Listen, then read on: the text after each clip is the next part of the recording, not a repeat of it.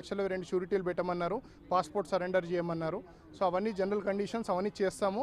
And ఎటువంటి office ముందు report చేయాల్సిన అవసరం లేదని కూడా సుప్రీంకోర్టు స్పష్టం చేసింది. కేసు ట్రయల్ నడుస్తుంటుంది, తను ట్రయల్కి అపియర్ అవుతారు, అందరైనట్టే అందరూ యాజ్ యూజువల్గా తను అపియర్ అవుతారు.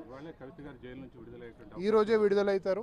ఇప్పుడు మేము రెడీగా ఉన్నాం. 2 o'clock వరకు జడ్జిమెంట్ వస్తుంది. జడ్జిమెంట్ రాగానే మేము ట్రయల్ కోర్టులో ఇస్తాము. షూరిటీస్ అన్నీ కూడా రెడీగా ఉన్నాయి. అవన్నీ పెట్టంగానే అది ఇంటిమేషన్ జైలుకి వెళ్ళడం జరుగుతుంది and shall be released immediately. Trial కోర్టులో సబ్మిట్ చేయాలి. ట్రయల్ కోర్టు ఎక్కడైతే కేసు పెండింగ్ ఉందో అక్కడ సబ్మిట్ చేయాలి. We're ready with it. Our panel is ready.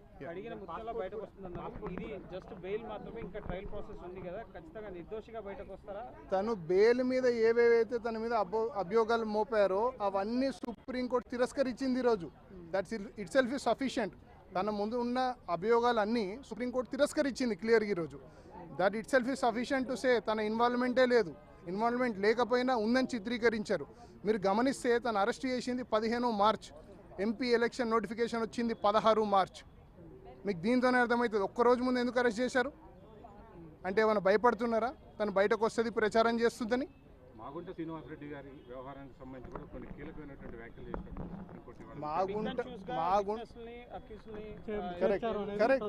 Correct అది నేను మొదటి నుంచి చెప్తూనే ఉన్నాను.